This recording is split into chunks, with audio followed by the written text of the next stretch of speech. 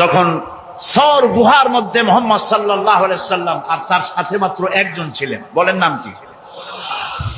রাদিয়াল্লাহু তাআলা। যখন তিনি ভয় পেয়েছিলেন, ভীত সন্ত্রস্ত হয়ে পড়েছিলেন, কে ভয় পাইছিলেন?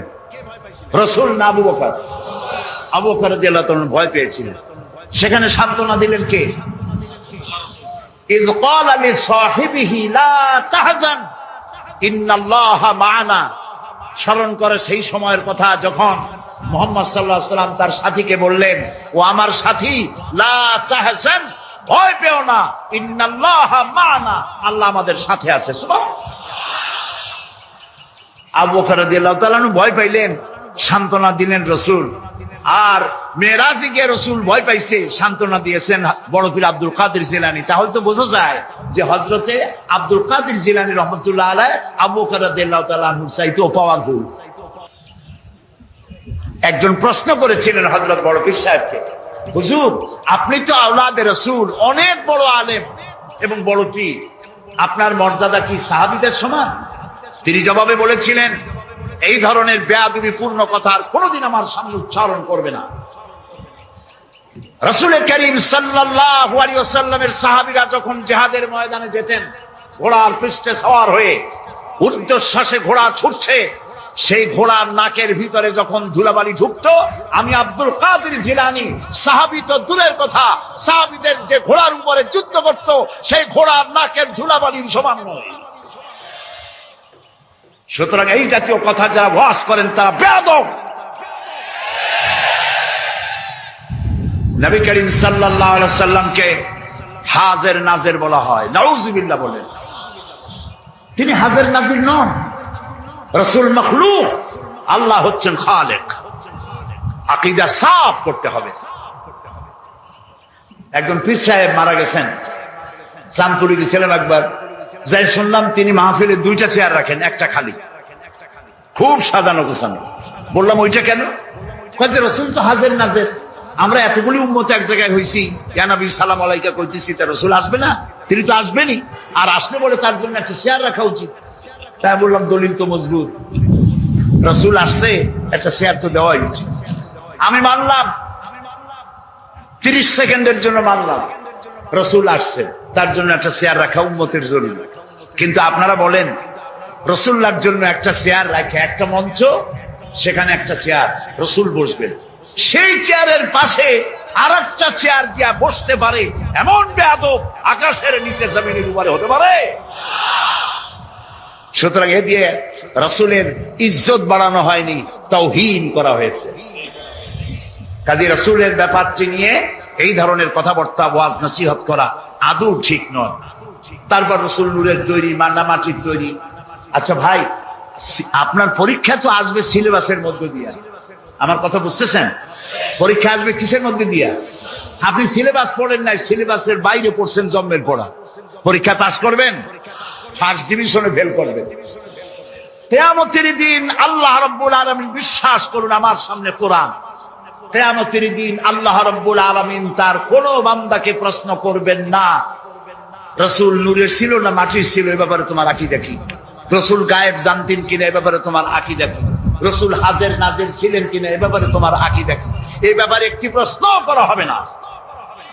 যেই ব্যাপারে প্রশ্ন নাই, সেই ব্যাপারে আজে বাজে বক্তব্য দিয়ে আপনারা রাসূলের মহব্বত দেখান, কিন্তু রাসূলকে যখন গাল দেয় আপনারা তখন থাকেন কই? কোনোদিন তো শুনলাম না জমু হুজুরের রাসূলের সুন্নাত চালু করার জন্য কোন জায়গায় জিহাদের ময়দানে অ্যাটাক হয়েছেন, পাথর খেয়েছেন, জেলে গেছেন, জরিমানা হয়েছে, এরকম তো শুনি না। শুধু আজে বাজে ওয়াজ করেন আর পকেট ভরে পয়সা নিয়ে বাড়ি চলে যান, আর মানুষের মধ্যে বিভ্রান্তি ছড়ায় যান। আল্লাহর ওয়াস্তে খুলনার ওলামাদেরকে বলবো, এই জাতীয় লোকদেরকে খুলনায় প্রবেশ করতে দিবেন না। আমরা কোনো আজে বাজে বক্তব্য শুনতে চাই না। যে কথা বলবেন প্রত্যেকটি কথার পেছনে দলিল দিতে হবে, কোরআন আর হাদিস। কথা বুঝে আসছে? সুতরাং আকীদা সাফ করতে হবে, কারণ আল্লাহ রাব্বুল আলামিন বলেন, وَقَدِمْنَا إِلَى مَا عَمِلُوا مِنْ عَمَلٍ فَجَعَلْنَاهُ هَبَاءً مَنْثُورًا। আল্লাহ তাআলা বলেন, কিয়ামতের দিন আমি যখন বান্দার আমলনামার দিকে আমি যখন মনোযোগী হব, ওই আমলনামার ভিতরে আমি যদি শিরক মিশ্রিত দেখি, তাহলে বান্দার আমলনামাকে ধুলাবালির মতো উড়াইয়া দেব। ধুলি কণার মতো আমলনামাকে উড়িয়ে দেওয়া হবে। আমি দৃষ্টান্ত দিতে গিয়ে বলি, 10 কোটি 5 কোটি টাকা বা 100 কোটি টাকা খরচ করে বিশাল একটা বিল্ডিং তৈরি করেছেন। এই বিল্ডিংটা ধ্বংস করার জন্য একটা টাইম বোম যথেষ্ট, ঠিক কিনা?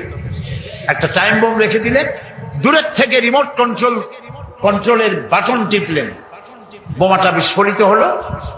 100 কোটি টাকার খরচ করা বিশাল বিল্ডিং মুহূর্তের ভিতরে ধূলিকণায় পরিণত হয়ে যায়। এটা বোঝা কি কঠিন না সহজ? আমলনামার ভেতরে যদি শিরক মিশ্রিত থাকে, তাহলে আল্লাহ রাব্বুল আলামিন বলছেন কিয়ামতের দিন আমলনামাকে শিরক মিশ্রিত আমলনামা ধুলি কণার মতো উড়ায় দেব। দাম নাই, সমস্ত আমলগুলি নষ্ট হয়ে যাবে। প্রিয় ভাই সব, সেই জন্য ইন্না শিরকা লাযুলমুন আযীম, শিরক হচ্ছে মস্ত বড় জুলম, অত্যাচার। এই জুলম থেকে আল্লাহ তাআলা আমাদেরকে হেফাজত করুন। আমরা যেন শিরক মুক্ত জীবন যাপন করতে পারি, আল্লাহ যেন তৌফিক আমাদের দেন। আমরা বলি আমিন, সবাই বলেন আমিন। শিরক হচ্ছে অংশীদারিত্ব, বলা যায় পার্টনারশিপ। এই পার্টনারশিপ বিজনেস দিয়ে আমি জিনিসটাকে অনেক সময় বুঝাইতে চেষ্টা করি।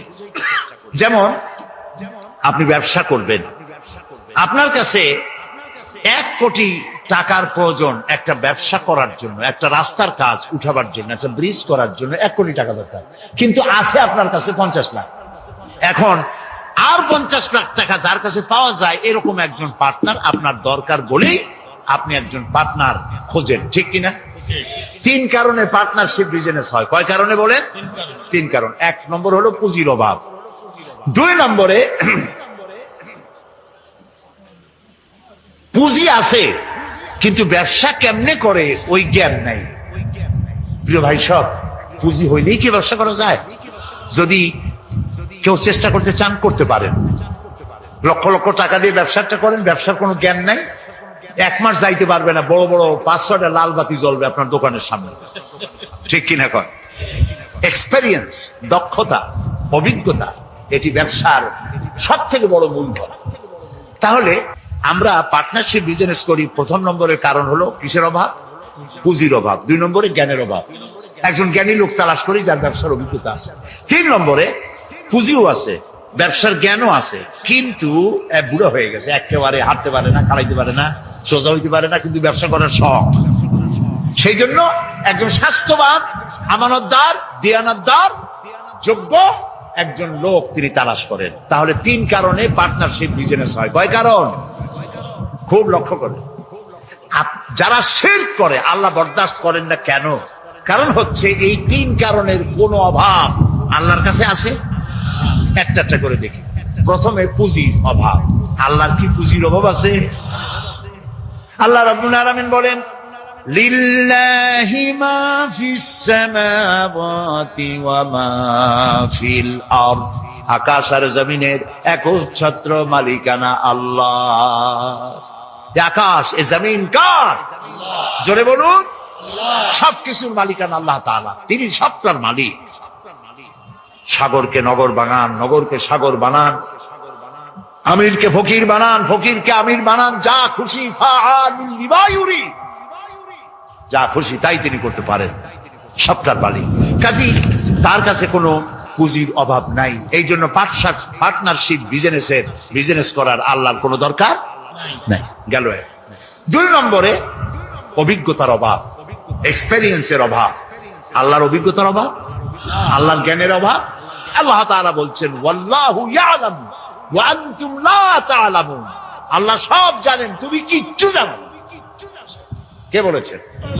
আল্লাহ তাআলা বলেছেন কিচ্ছু জানো না। ওয়ামা উতীতুম মিনাল ইলমি ইল্লা কালিলা, আল্লাহ যদি বলতেন ওয়ামা উতীতুম মিনাল ইলমি ইল্লা কালিল, তাহলে কিছু পাইতাম।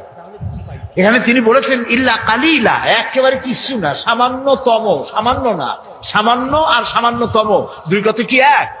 যে সামান্য, ওই সামান্যটারে সামান্য সামান্য করতে করতে অল্প একটু দিছে, একেবারেই কম। কিন্তু সেই কমটা কত বেশি? সুবহানাল্লাহ কবেন না আগে? সেই কমটা কত বেশি?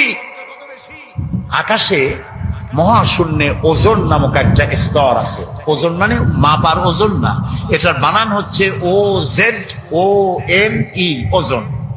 একটি লেয়ার আছে, ওজন লেয়ার। এটা কে বানাইছে? আল্লাহ বানিয়েছেন। কেন বানিয়েছেন? সূর্যের আলট্রা ভায়োলেট রে, অতি বেগুনি রশ্মি, এটি অত্যন্ত মারাত্মক ক্ষতিকর। এটি যেন পৃথিবীর মাটিতে না আসে। যদি পৃথিবীর মাটিতে আসে তাহলে প্রাণী জগৎ ক্যান্সার আক্রান্ত হয়ে সব মারা যাবে। এই জন্য আল্লাহ তাআলা ওজোন স্তর এভাবে রেখে দিয়েছেন, টাইট করে। বিজ্ঞানীরা তারা দেখতে পেল সেই ওজোন স্তরে ফাটল ধরেছে। ওমা উতিতু মিনাল ইলমি ইল্লা কালিলা, সামান্য জ্ঞান এই যে ফাটল ধরছে কোন জায়গায় তা তারা দেখছে। এই ফাটল দিয়ে অতি বেগুনি রশ্মি আসতে পারে পৃথিবীতে। ফাটলো কেন? সেই ফাটার জন্য আল্লাহ দায়ী না, বা তার ফেরেশতারাও দায়ী না। ফাটাবার জন্য দায়ী কারা? কারা? ও, তাও তো আপনারা বুঝেন, কি ওয়াজ করবো। ফাটাবার জন্য আমরা দায়ী। কিভাবে ফাটাইলাম?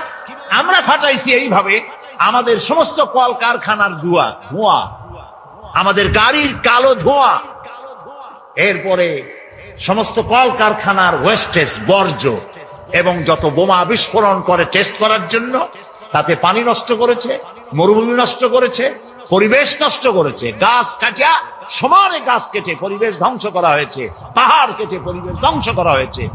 এখন ব্যালেন্স নষ্ট হয়ে গেছে। অ্যান্টার্কটিকা নামক একটা মহাদেশ আছে, এই মহাদেশে কোনো মানুষ নাই, শুধু প্রাণী আছে, পেঙ্গুইন, আর আছে শ্বেত ভল্লুক। শুনতেছেন?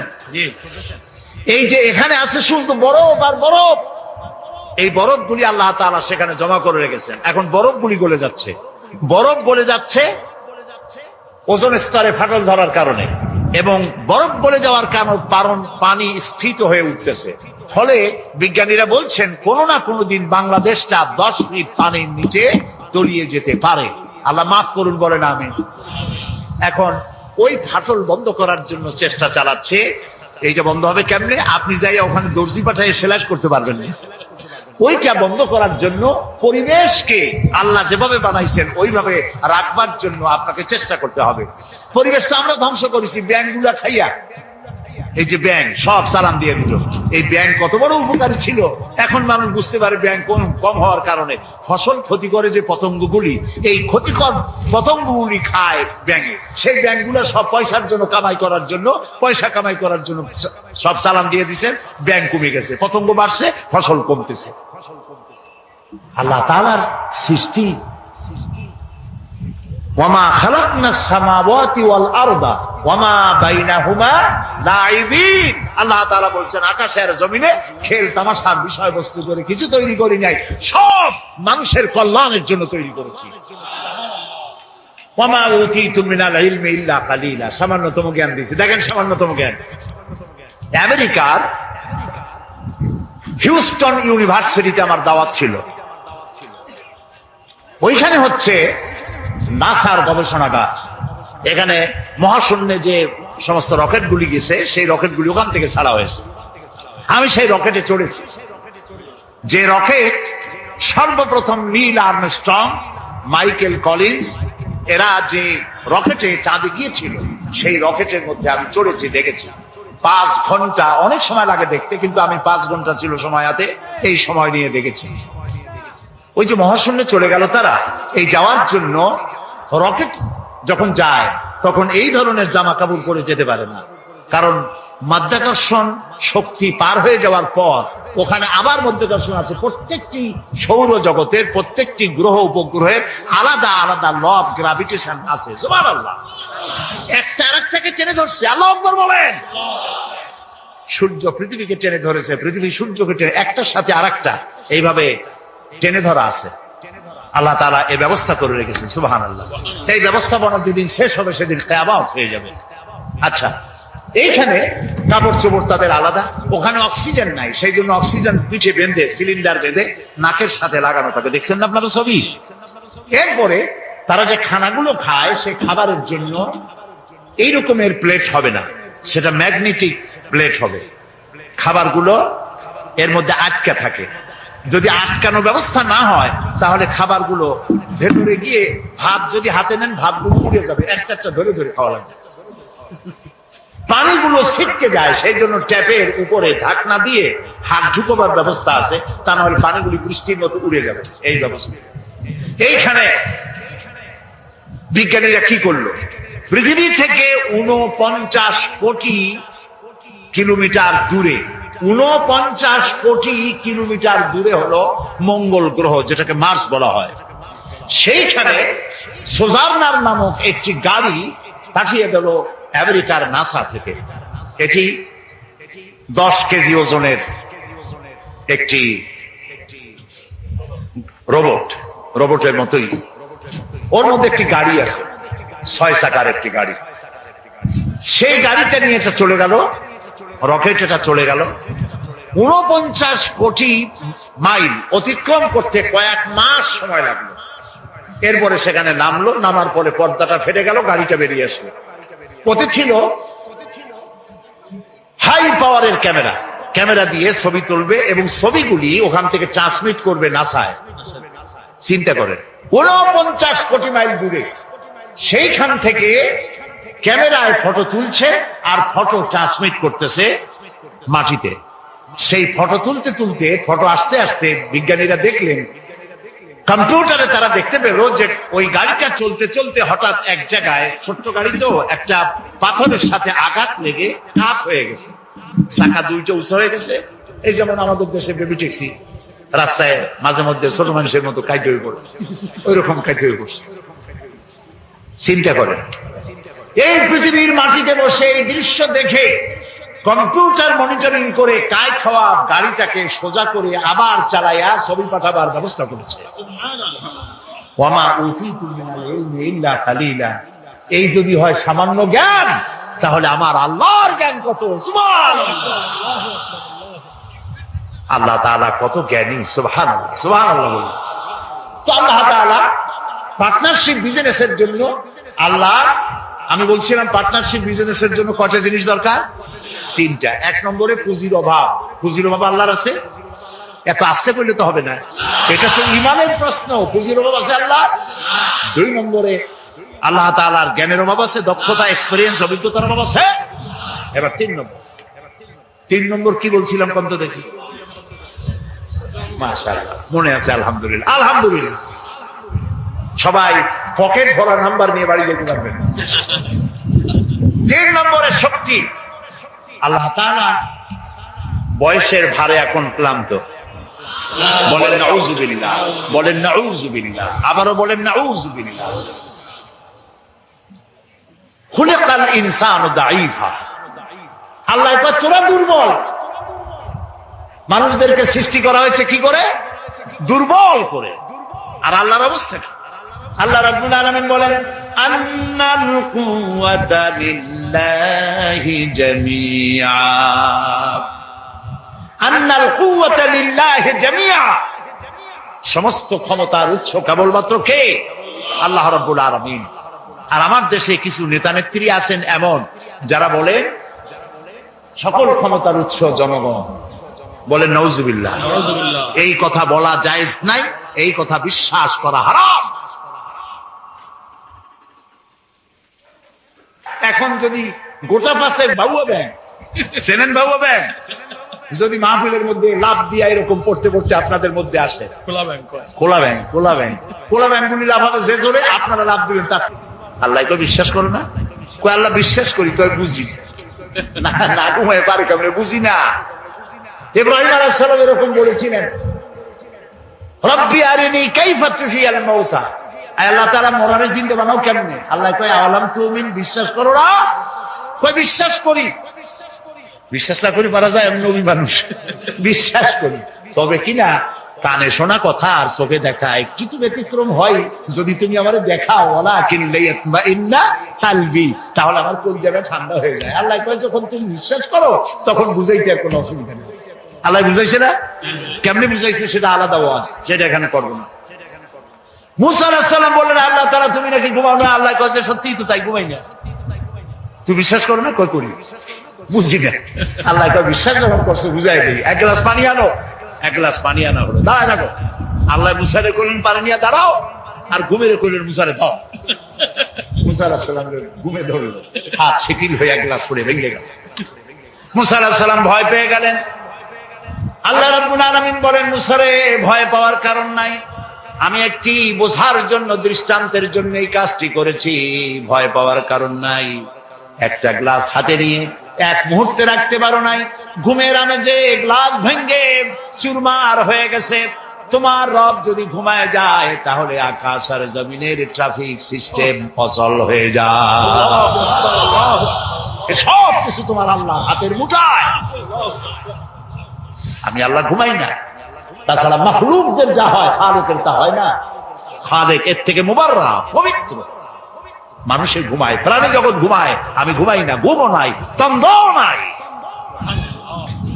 সব শুনি, সব দেখি। আল্লাহ যদি ঘুমায় দেখেন, ওই মহাসমুদ্রের ভিতরে কেউ যদি তুফানে পড়ে যায়, তুফানে পড়ে গভীর রাতে কান্দে রব্বুল আলামিন, আমারে বাঁচাও, আমারে বাঁচাবার কেউ নাই। আল্লাহ যদি তখন ঘুমায় থাকে, বান্দারে কে বাঁচায়? আল্লাহ তিনি ঘুমান। তার শোনার মধ্যে কোনো সীমাবদ্ধতা নাই, আমার শোনার মধ্যে সীমাবদ্ধতা আছে। ওই মাহফিলের ওই কোণা থেকে কেউ আওয়াজ দিলে আওয়াজ এখানে আসবে না, ঠিক না? খুব জোরে চিল্লানি না দিলে এখানে আসবে না। তাহলে আমাদের শোনার মধ্যেও সীমাবদ্ধতা আছে। আল্লাহর এরকম আছে না? মহাসমুদ্রের অতল তলদেশে শৈবালের গায়ে লাগানো ছোট্ট একটি পোকা, যা মাইক্রোস্কোপ যন্ত্র ছাড়া দেখা যায় না, এমন ছোট্ট একটি পোকা যদি ক্ষুধার জ্বালায় চিৎকার মারে, নদীর ভিতরে কেউ শোনে না, জমিনে কেউ শোনে না, অন্তরিক্ষে কেউ শোনে না। আল্লাহ রাব্বুল আলামিন বলেন, ওই পোকার আওয়াজও আমি শুনতে পাই। সামিউন বাসীর, দেখতে পাই আর শুনতে পাই। সুবহানাল্লাহ। ওই আল্লাহর সাথে আপনি শিরক করবেন কেন? অর্থাৎ যা কিছু আল্লাহর কাছে পাওয়া যায় গায়েব থেকে, আবার কথাটা খুব বিষয়টা কঠিন, সেজন্য একটুখানি মন দিয়ে শুনতে হবে।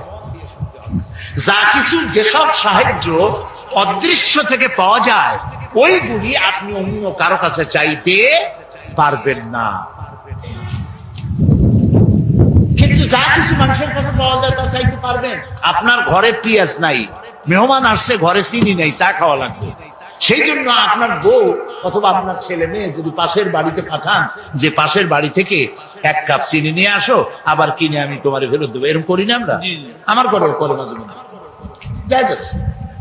বাড়ি বানাবো, আমার টাকায় কুলাচ্ছে না, 2 লাখ টাকা 5 লাখ টাকা ধার করা লাগবে, আপনি চাইতে পারবেন? জায়েজ আছে, নিশ্চয়ই জায়েজ আছে, 1000 বার জায়েজ আছে। জায়েজ নাই কোনটা? ওইটা জায়েজ নাই যেটা মানুষ দিতে পারে না। দিতে পারে কে? আল্লাহ তাআলা। সেইটা মানুষের কাছে চাইতে পারবেন না। সে যেমন বিবাহ হয়েছে 8-10 বছর, বাচ্চা হয় না, এই বাচ্চা আপনি কোন পীর সাহেবের কাছে চাইতে পারবেন না। এটা কোনো মাজারে গিয়ে চাইতে পারবেন না। এটা কোনো জিন্দা পীর অথবা কোনো মৃত্যু পীরের কাছে চাইতে পারবেন না। এবং এই উদ্দেশ্য আপনি কোনো মানতও করতে পারবেন না কোনো পীরের নামে, কোনো মাজারের নামে। কথা কি বুঝে আসতেছে ভাই? কথা বুঝে আসতেছে?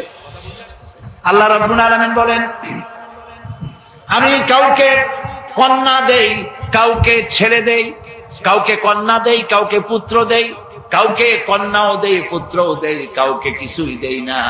সুবহানাল্লাহ। আল্লামা ইবনে কাসির এই আয়াতের ব্যাখ্যায় লিখেছেন, এই যে আল্লাহ তাআলা বললেন কাউকে কন্যা সন্তান দেই, কাউকে পুত্র সন্তান দেই, লক্ষ্য করুন এই আয়াতের ব্যাখ্যায় আল্লামা ইবনে কাসির রাহমাতুল্লাহ আলাইহি লিখেছেন, যেই দম্পতির প্রথম হয় কন্যা সন্তান তারা বরকতপূর্ণ, আল্লাহর রহমত তাদের উপরে। কারণ আল্লাহ পুত্র দিয়ে শুরু করেন না, আল্লাহ শুরুই করেছেন কন্যা দিয়ে। সুবহানাল্লাহ। আল্লাহ তো একথা বলেন নাই যে আমি কাউকে পুত্র দেই, কাউকে কন্যা দেই। আল্লাহ শুরু করছেন কি দিয়া? কন্যা দিয়ে। এই জন্য যার কন্যা হয় আগে সে ভাগ্যবতী। কিন্তু আমাদের কপাল খারাপ পুরুষগুলা, আশা করে ছেলে হবে ছেলে হবে, যেই হলো মেয়ে মুখ কালো হয়ে যায়, শ্বশুর বাড়ি যায়। নওয়াজুবিল্লাহ বলেন। প্রিয় ভাই সব, সন্তান চাইতে হবে কার কাছে? মানুষের কি খারাপ আকীদা, বলে কি আল্লাহর ধন খাজারে দিয়া আল্লাহ গেছে খালি হইয়া, কেউ ফেরে না খালি হাতে। কি আমি জানি, কিন্তু আমি টেস্ট করলাম। এই গান গাওয়া জায়েজ নাই, বিশ্বাস করাও কত বড় মারাত্মক কথা। আপনার কি চিন্তা করছেন? আল্লাহর ধন খাজারে দিয়া আল্লাহ গেছে খালি হইয়া, তাহলে আল্লাহর অবস্থা এখন তো খুবই করুণ। কিছু দরকার হলে খাজার কাছে দরখাস্ত করা ছাড়া। জোরে কর নাউজুবিল্লাহ, নাউজুবিল্লাহ, আস্তাগফিরুল্লাহ। কি মারাত্মক! আপনি যাচ্ছেন পীরের কাছে, খাজার কাছে বাচ্চা চাইতে। পীরেরা খাজারা বড় না নবীরা বড়? তাও তো আসতে কইলেন, আসতে বলছেন এই কারণে বইপত্রে প্রায় লাগে পীর পয়গাম্বর, মনে হয় পীর আগে পয়গাম্বর। এটি কি ভুল কথা? পৃথিবীর সব পীর, সব আলেম যদি এক জায়গায় হয়, একজন নবীর জুতার সমান হবে না। প্রিয় ভাই সব, সেই নবীর সন্তান নাই, নবী কানছে কার কাছে?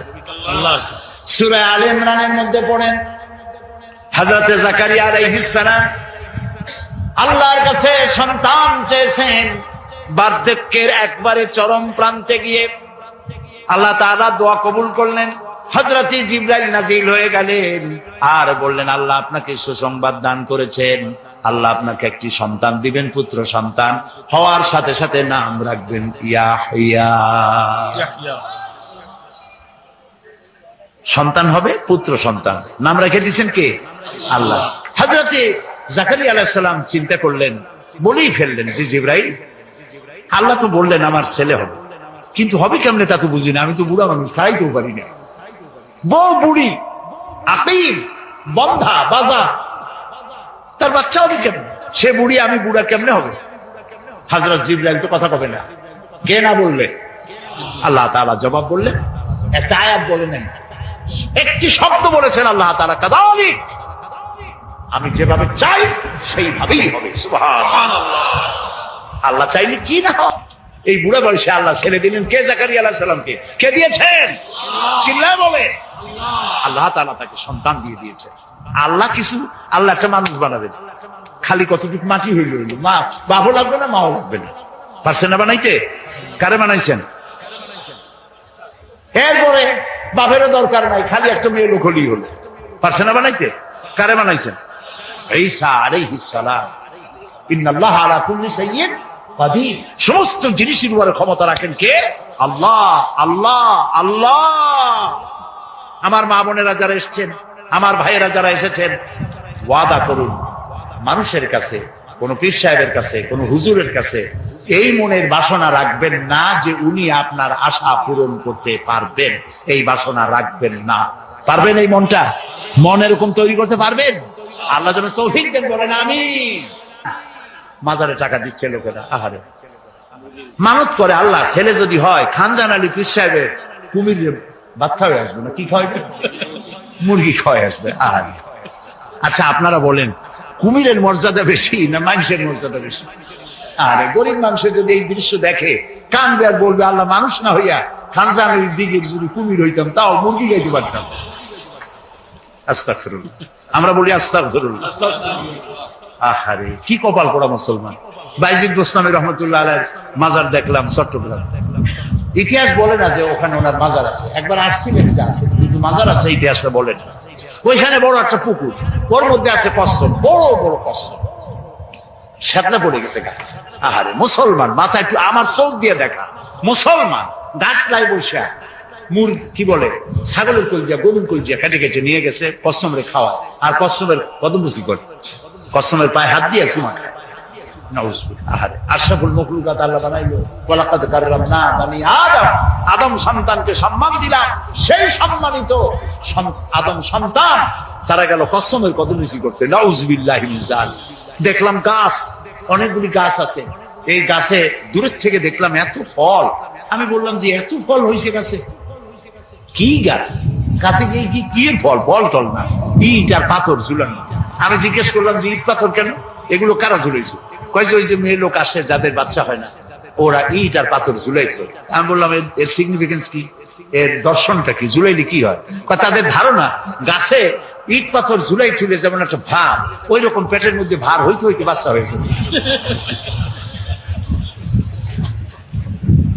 বলে বলে কোথায় গেছি আমরা, কোথায় চলে গেছি? বলেন নাউযুবিল্লাহ।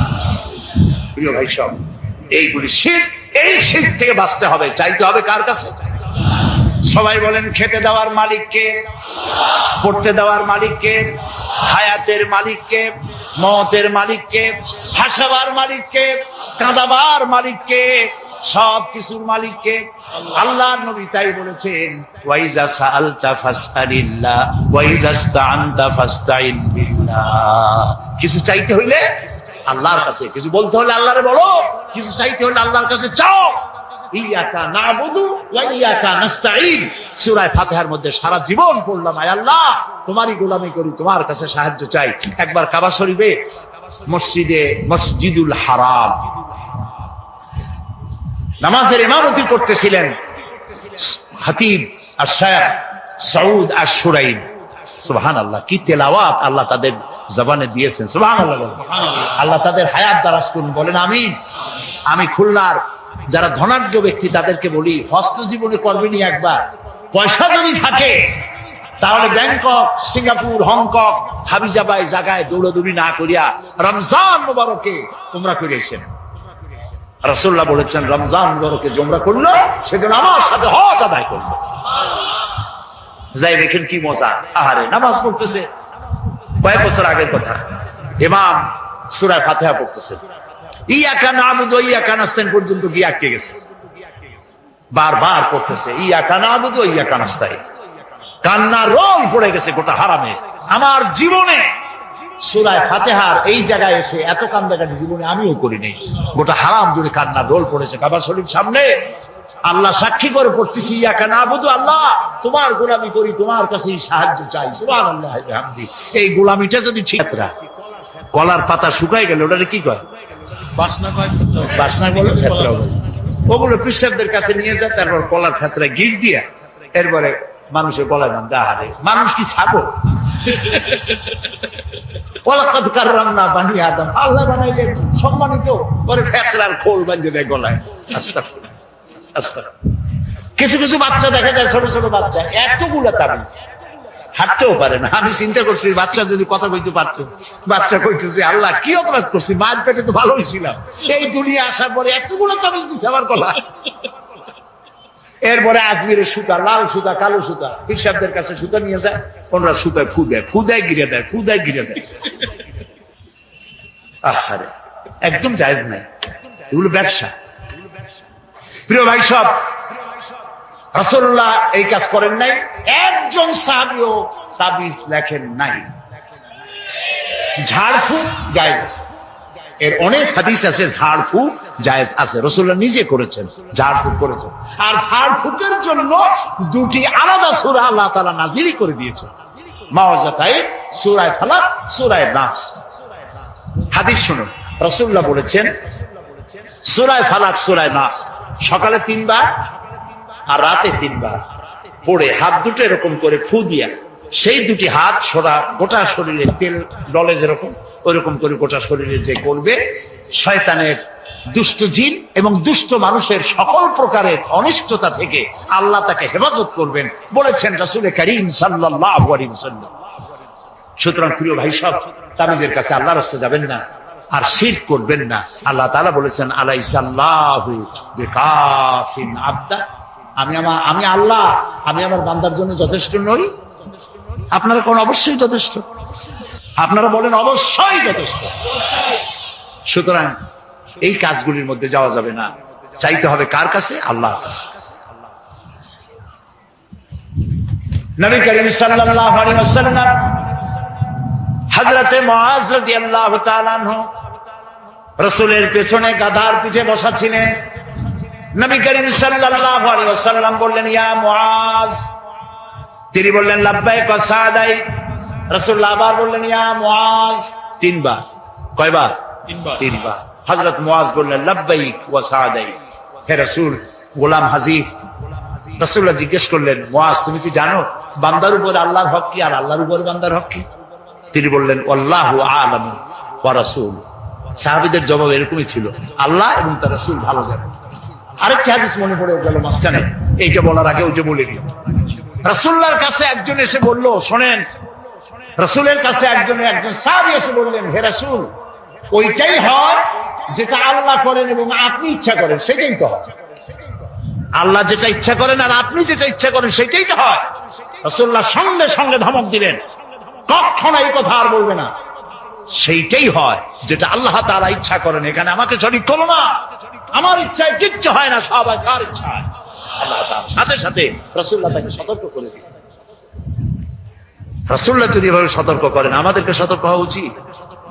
রাসূলুল্লাহ তিনবার ডাকলেন, হযরত মুআজকে জিজ্ঞেস করলেন, তুমি জানো আল্লাহর উপরে বান্দার হক কি, বান্দার উপরে আল্লাহর হক কি? তিনি বললেন, আল্লাহ এবং রাসূল ভালো জানেন। আল্লাহর নবী বললেন, মুআজ শোনো,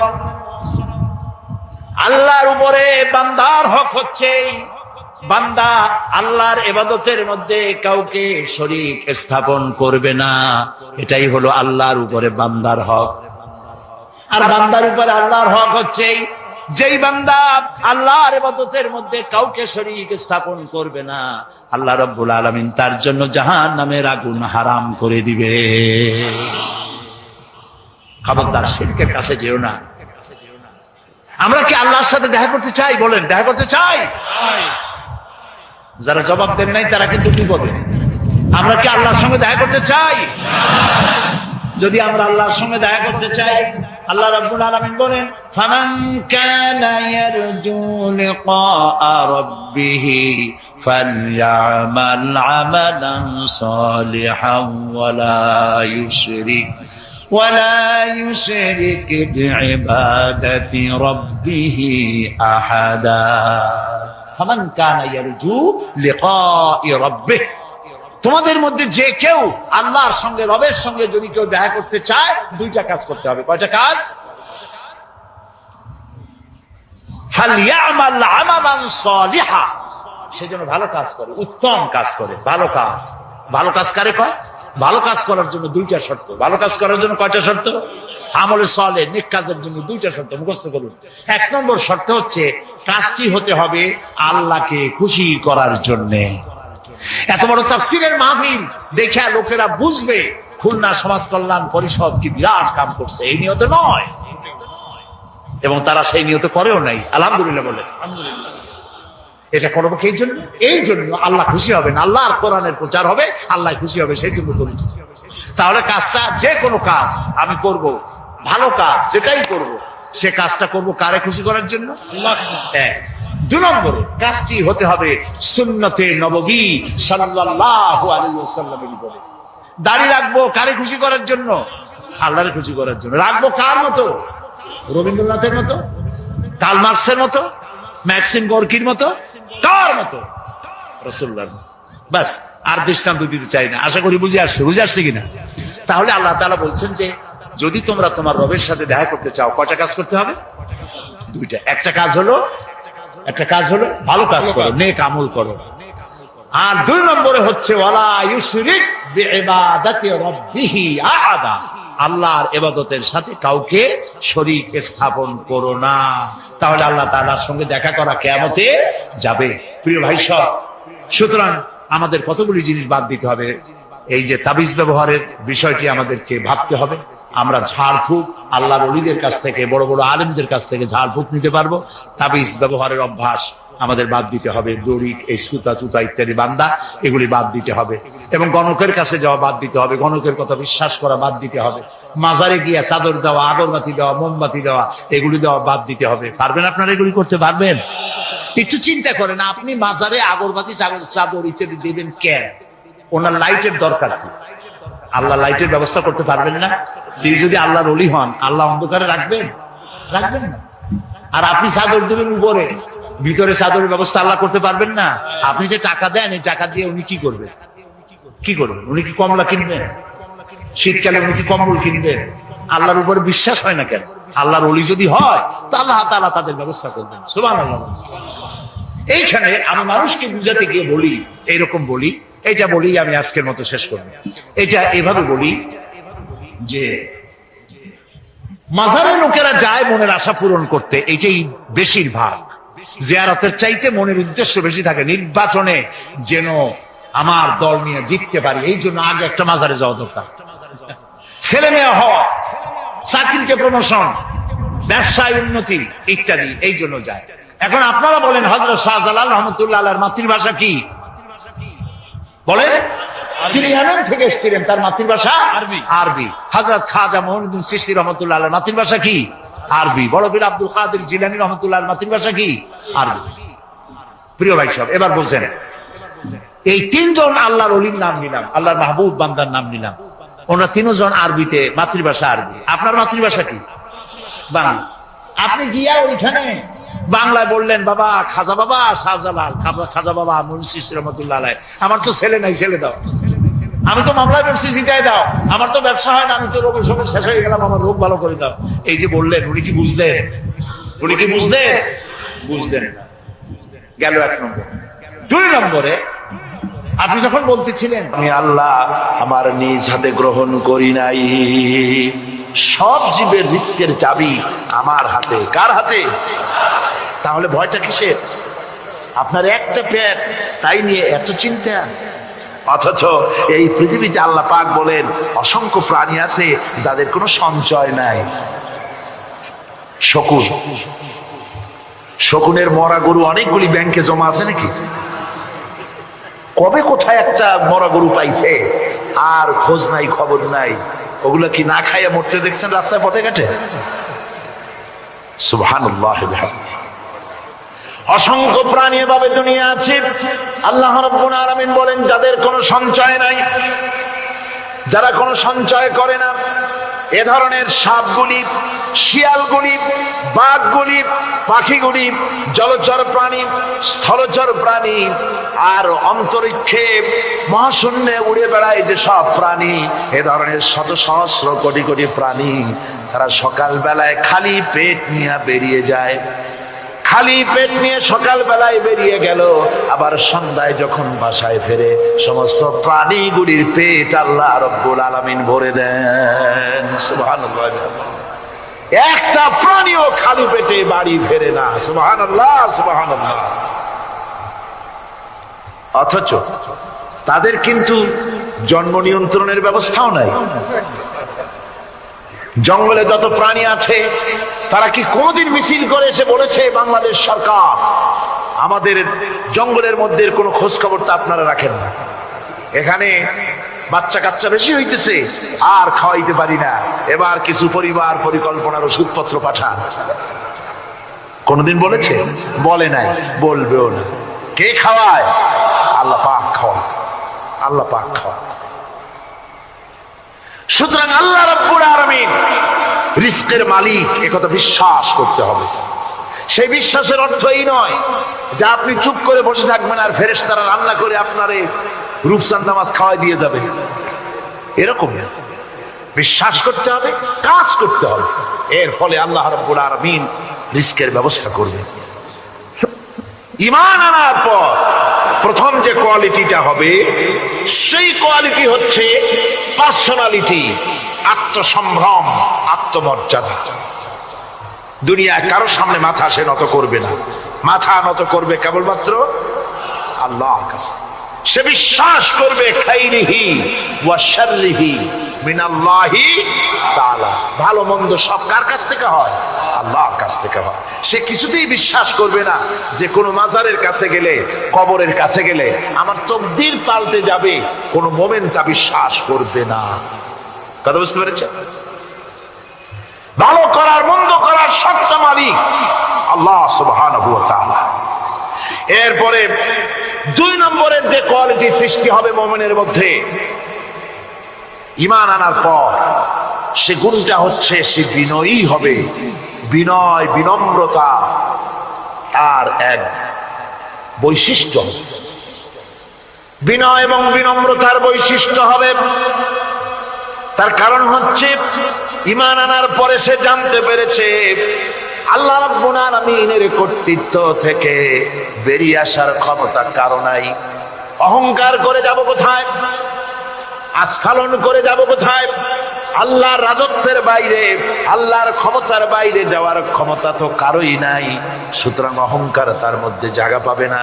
আল্লাহ পাক দুনিয়ার সমস্ত মানুষের জিনকে পরিষ্কার করে বলেছেন, ইয়া মাশারাল জিন্নি ওয়াল ইনস ইন ইসতাতা'তুম আন তানফুযু মিন আকতারিস সামাওয়াতি ওয়াল আরদ فانفذوا لا تنفذون إلا بسلطان। হে পৃথিবীর মানুষেরা আর জেনেরা, যদি সম্ভব হয় আমার আকাশের নিচের থেকে জমিনের উপর থেকে বেরিয়ে যা।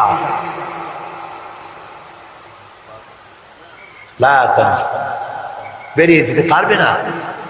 আমি আকাশ এবং জমিন থেকে যদি সম্ভব করতে পারো বেরিয়ে যা। আর যদি কোনো আকাশ থাকে তার নিচে যা, আর যদি কোনো জমিন থাকে তার উপরে যাও। এমন দেশ যদি পাও যেখানে আমার আলো ছাড়া কোনো আলো আছে, আমার বাতাস ছাড়া কোনো বাতাস আছে, আমার চাঁদ সূর্য ছাড়া কোনো চাঁদ সূর্য আছে, যাও সেখানে। আল্লাহ রাব্বুল আলামিন বলেন নাই এরকম যাওয়ার কোনো উপায় নাই।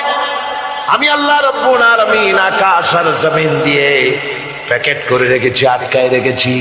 আমার রাজত্ব থেকে, আমার ক্ষমতা থেকে, আমার কর্তৃত্ব থেকে বেরিয়ে যাওয়ার ক্ষমতা কোনো মানুষের নাই, কোনো জিনের নাই, কোনো প্রাণীর নাই। সুবহানাল্লাহ। মানুষ হচ্ছে অহংকার কিসের হবে? তোমরা হচ্ছ ফকির। আল্লাহ পাক বলছেন ওয়াল্লাহুল গনিয়্যু ওয়া আনতুমুল ফুকারা। আল্লাহ হচ্ছেন গনি। আল্লাহ কি? গনি, বেনিয়াজ, বেপরোয়া। ফাআলুন বিমা ইউরিদ, যা খুশি তাই করে, কারো মুখাপেক্ষী নন। কোরআনে কারীমে রব্বুল আলামিন বলেছেন, নবী আপনি আমার ব্যাপারে, আমার গুণাবলীর ব্যাপারে বলুন। কুল হুয়াল্লাহু আহাদ। পড়েন সবাই। কুল হুয়াল্লাহু আহাদ আল্লাহুস সামাদ লাম ইয়ালিদ ওয়া লাম ইউলাদ ওয়া লাম ইয়াকুল লাহু কুফুয়ান আহাদ। আল্লাহ পাক বলেন, বান্দারে ও আমার নবী আপনি বলুন, আল্লাহ পাক এক এবং একক, তিনি নিরঙ্কুশ, তিনি বেনিয়াস, তিনি কারো মুখাপেক্ষী নন, তিনি কাউকে জন্ম দেন নাই, তাকেও কেউ জন্ম দেয়নি। আকাশ এবং জমিনে আল্লাহর সমকক্ষ কেউ নাই। তোমরা হচ্ছ ফকির আর আমি আল্লাহ হচ্ছি বেনিয়াজ। লিল্লাহি মা ফিস সামাওয়াতি ওয়া মা ফিল আরদ। আকাশে যা আছে, জমিনে যা আছে, সব আল্লাহ। সব কার? আল্লাহ পাকের। সুতরাং কিসের অহংকার, কিসের মাতবাড়ি? মানুষ পেছনের কথা ভুলে যায়, মুঠেই চিন্তা করে না। একটু আগে যারা ক্ষমতায় ছিল আজকে তারা ক্ষমতা হারা। আজকে যারা ক্ষমতায় এলো তারা আবার ক্ষমতা মস্তদে বসে দুনিয়ার সব বিপদ আপদ ভুলে যায়। কি করে আরো বেশি লুটপাট করা যায়, আরো বেশি মানুষকে শোষণ করা যায়, মানুষ এই চিন্তাই করে। অহংকারে, ক্ষমতার দর্পে ফেটে পড়ে, চিন্তা করে না পেছনের কথা। আল্লাহ রাব্বুল আলামিন বলেন, যারা নাকি মুমিন বান্দাদের বিনয় এবং বিনম্রতা তাদের মধ্যে সৃষ্টি হয়ে যাবে, তার কারণ হলো আল্লাহ পাক বলেছেন, ওয়ালা তামশি ফিল আরদি মারহান ইন্নাকা লান তাখরিকাল আরদা ওয়া লান তাবলুগাল জিবালা তুলা। ওয়ালা তামশি ফিল আরদি মারহান, আমার জমিনের উপরে অহংকার করে পা ফেলো না। তুমি কি পারবে অহংকার করে আমার জমিনটাকে ফাটাই দিতে? কি বলেন, পারা যাবে? অহংকার করে জমিনের উপরে লাথি মারেন জোরে, জমিন ফাটবে? ফাটবে না, আপনার পা ছিঁড়ে যাবে। আপনি কি পারবেন অহংকার করে পাহাড়ের উচ্চতা লাফ দিয়ে ছাড়াই যেতে পারবেন? তাও পারবেন। সুতরাং আল্লাহ পাকের উপরে ঈমান আনলে পরে তাদের মাথা এভাবে নত হয়ে যায়, অহংকার তাদের মধ্যে জায়গা পায় না। অহংকার কিসের? কিসের অহংকার তোমার? মানুষ তার জন্মের কথা, কোরআনে কারীম বলে মানুষ কি তার জন্মের কথা স্মরণ করে না? তোমার তো এমন অবস্থা ছিল, দুনিয়ায় উল্লেখযোগ্য বিষয়বস্তু হিসাবে তুমি পরিগণিত ছিলে না। তুমি হচ্ছ, তোমার জন্মের উৎস কথা হচ্ছে এক ফোঁটা নাপাক পানি, এমন নাপাক পানি যা শরীর থেকে নির্গত হলে পরে গোসল করা ওয়াজিব হয়ে যায়। এমন এক ফোঁটা নাপাক পানি যার জন্মের উৎস, তার আবার অহংকার কিসের? পৃথিবীতে অহংকার যারাই করলো আল্লাহ পাক তাদেরকে ভালো করে দেখায় দিলেন। নমরুদকে দেখায়ছেন, ফেরাউনকে দেখায়ছেন, যুগের ছোট ছোট নমরুদ ফেরাউন যেখানে যেখানে খুঁজে খুঁজে ফেরাউন হয়েছে আল্লাহ সকলকেই দেখিয়ে দিয়েছেন, দেন নাই? দেখিয়ে দিয়েছেন। সুতরাং মাথা নিচু করে চলতে হবে, বিদ্যার বড়াই করা চলবে না। কত লেখাপড়া করেছো তুমি? এমএ পাশ করেছো, তাতে কি হয়েছে? সবে মাত্র বর্ণবোধ পড়েছো, জ্ঞানের রাজ্যে পা ঢুকিয়েছো, এখনো কিছু শেখনি। টাইটেল পাস করেছো তো কি হয়েছে? কদ্দুর শিখেছো? নিউটনের মতো মানুষ মৃত্যুর সময় বললেন, জ্ঞান সমুদ্রের বেলাভূমিতে দাঁড়িয়ে সামান্য বালু কণা নিয়ে নাড়াচাড়া করলাম, অথই সমুদ্রের কিছুই দেখতে পারলাম না। শেখ সাবির রহমতুল্লাহ আলাইহি ইন্তেকালের সময় বলেছেন, মালুম শোধ কি হিচ মালুম না শোধ, সারা জীবন সাধনা করে বুঝিলাম ইহা যে কিছুই বুঝিলাম না। এগুলি হচ্ছে জ্ঞানীদের কথা। আর কোন রকম ইউনিভার্সিটির বারান্দা দিয়ে 3-4 দিন হাঁটছে, কয় যে সব বুঝি। কি বুঝছো? দেয়ার ইজ নো গড, স্রষ্টা বলতে কেউ নেই। পাগল কি আর গাছে ধরে মিয়া? সুতরাং বিদ্যার বড়াই চলবে না, স্বাস্থ্যের বড়াই চলবে না, অর্থের বড়াই চলবে না। অর্থের বড়াই করবে, কত অর্থ তোমার হয়েছে?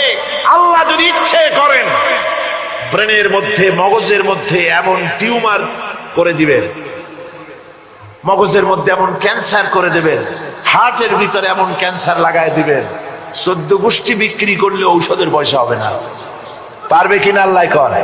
জোরে বলবেন পারবেন কিনা? এমন বহুত অসুখ আছে ডাক্তাররা বোঝেই না ঔষধ দেবে কি, কি রোগ ডাক্তাররাই বোঝেন। এগুলি ইংল্যান্ড সাইকেলের টায়ার বাস্ট হলে শীতই পড়ে ভয়েস ওঠে, ট্রাকের টায়ার বাস্ট হলে তো হুশই থাকে না, আর কোথাও বোমা পড়লে এমনি তার রুহু উড়ে যায়। এই হলো দুর্বল ইমানের লক্ষণ, মুনাফিক। আর মুমিন ব্যক্তি এগুলি ভয় পায় না। তার কারণ হচ্ছে কোরআনে কারীম বলেছে, কুল ইন্নাল মাউতাল্লাযী তাফিরুনা মিনহু ফাইন্নাহু মুলাকীকুম।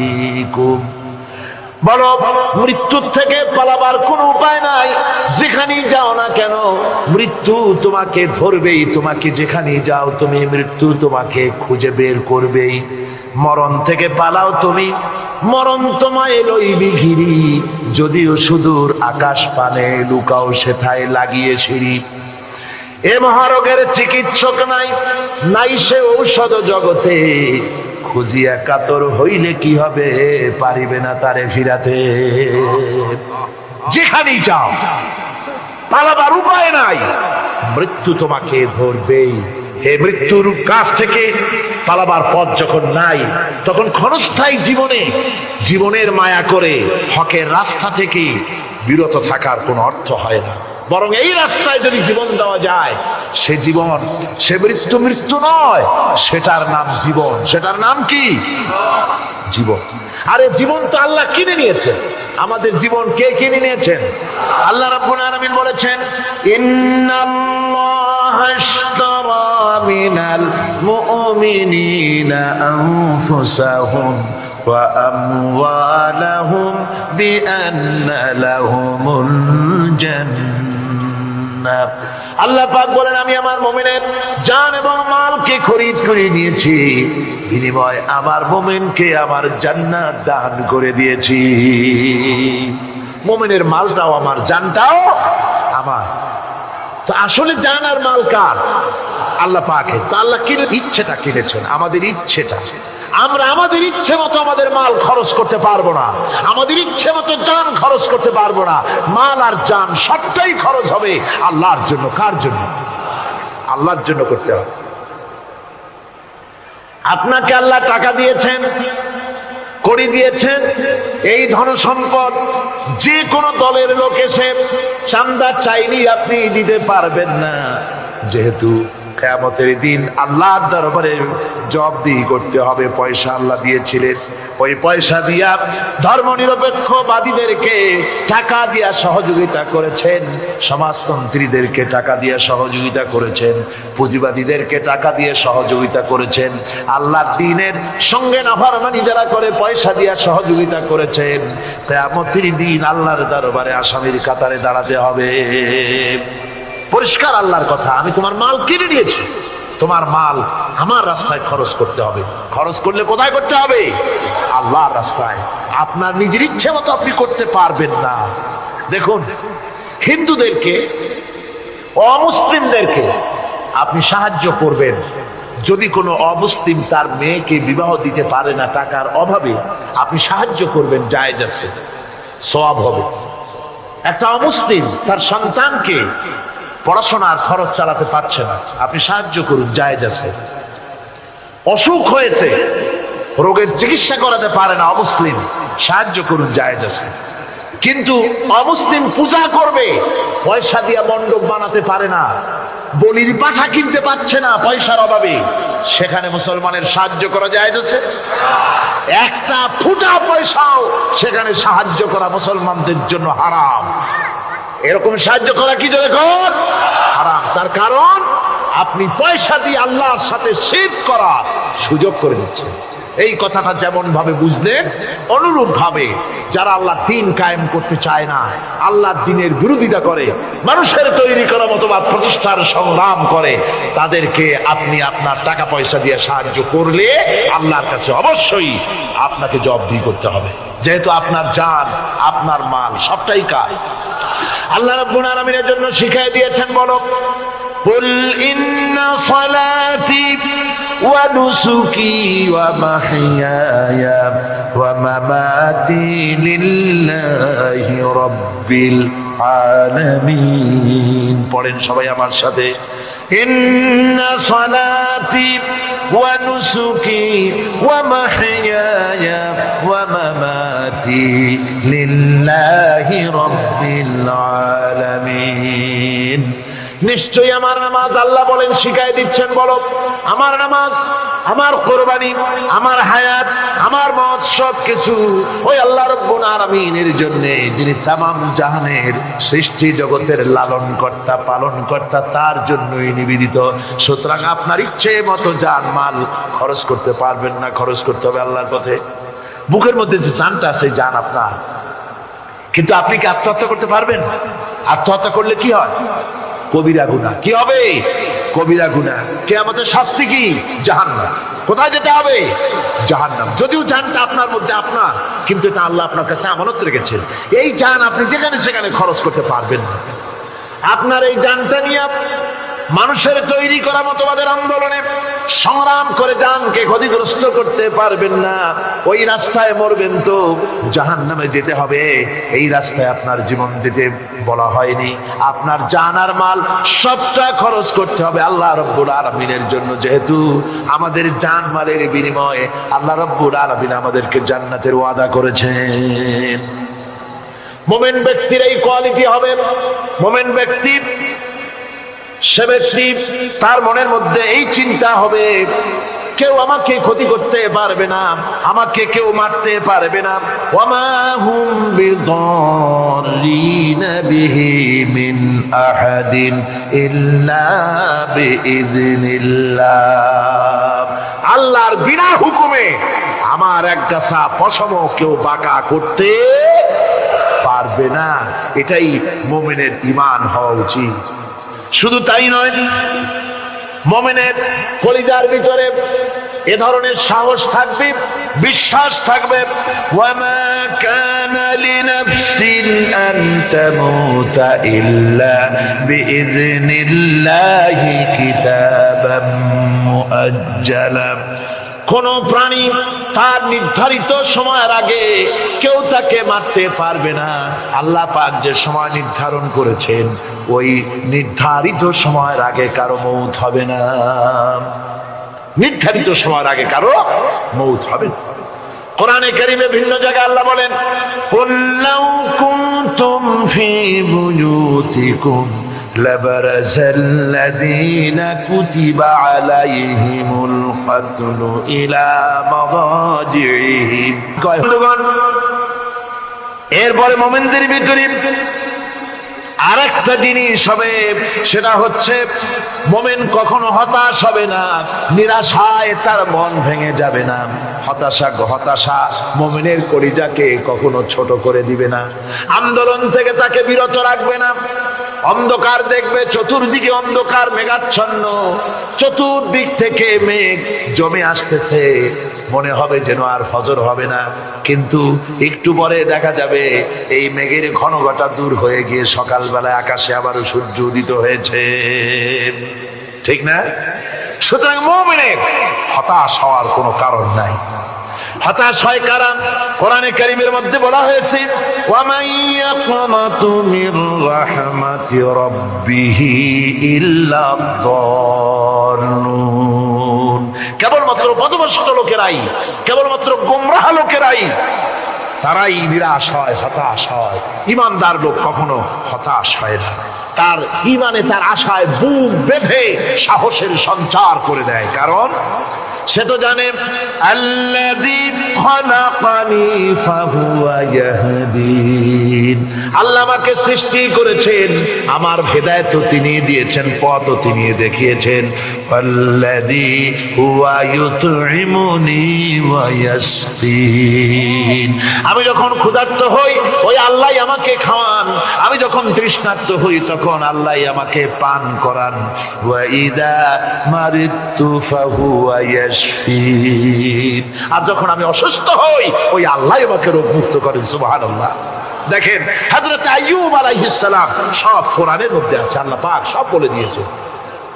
আমাদের মধ্যে অনেকের রোগ হলে কয় যে এত নামাজ রোজা করি আর রোগে আমারই পাইলো, বলে না এরকম?